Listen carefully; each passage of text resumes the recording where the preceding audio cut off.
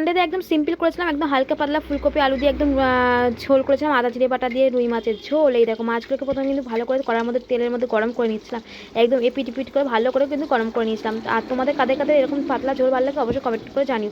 আর এখানে ভাতটা বসিয়ে দিয়েছিলাম, একটু দেখলাম যে ভাতটা একটু ফুটছে আর একটু এখনও বাকি আছে। আর এখানে আলু সিদ্ধ অল্প করেই করেছিলাম, আজকে করবো একটু আলুর পরোটা।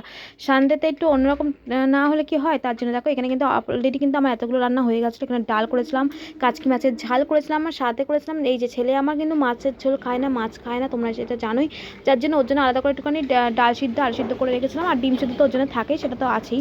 আর এই দেখো তারপরে আমি এখানে মাছের ঝোলটাও করছিলাম। আর আজকে একটুখানি সানডেতে টিফিনটা একটু অন্যরকমই করেছিলাম, আলুর পরোটা, যার জন্য এখানে আমি দেখো আমরা কিন্তু ময়দা খাই না, আটা দিয়েই খাই, তাই আটাটাকে মেখে নিয়েছিলাম একদম। দেখো স্বাদ মতো চিনি লবণ একটু তেল দিয়েছিলাম, আর দিয়েছিলাম জোয়ান দিয়ে ভালো করে মেখে নিয়েছিলাম। নিয়ে তারপরে এখানে দেখো চাটনিও করেছিলাম পরোটার সাথে খাওয়ার জন্য, ধনেপাতার চাটনি, তার জন্য এটা হাফ পেঁয়াজ দিয়েছিলাম, এখানে রসুন দিয়েছিলাম, কাঁচা লঙ্কা আর স্বাদ মতো চিনি স্বাদ মতো লবণ দিয়ে পেস্ট করে নিয়েছিলাম, দিয়ে কড়ার মধ্যে একটু নেড়ে নিয়েছিলাম। আর এই দেখো এখানে পুর করে নিয়েছিলাম আলুটাকে যে মেখেছিলাম, আমি যে হাতে বানানো যে মশলাটা ওইটাই কিন্তু দিয়ে আমি মেখেছিলাম আলুটা।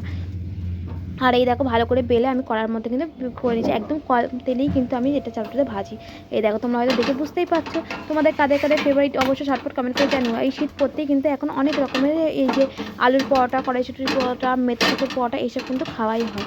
তোমাদের কাদের কাদের ফেভারিট এই শীতকালে পড়তে কারা কারা পছন্দ করে অবশ্যই ঝটপট কমেন্ট করে জানিও। বন্ধুরা বাই বাই, দেখাবে নেক্সট ভিডিওতে। আজকের ভিডিওটা এখানেই শেষ করছি। আর সকালে দেখো টিফিনটা কেমন ছিল, দেখো এখানে ধনেপাতার চাটনি, একটা রসগোল্লা আর সাথে ছিল পরোটা। এই ছিল আজকে সানডে ব্রেকফাস্ট। তোমাদের কেমন লাগলো ঝটপট কমেন্ট করে জানিও বন্ধুরা। তোমরাও কে কি টিফিন করলে সেটাও জানিও। আজকে ভিডিওটা এখানে শেষ করছি, দেখাবে নেক্সট ভিডিওতে। সবাই খুব ভালো থাকবেন, সুস্থ থাকবেন। আজকের মতো টাটা।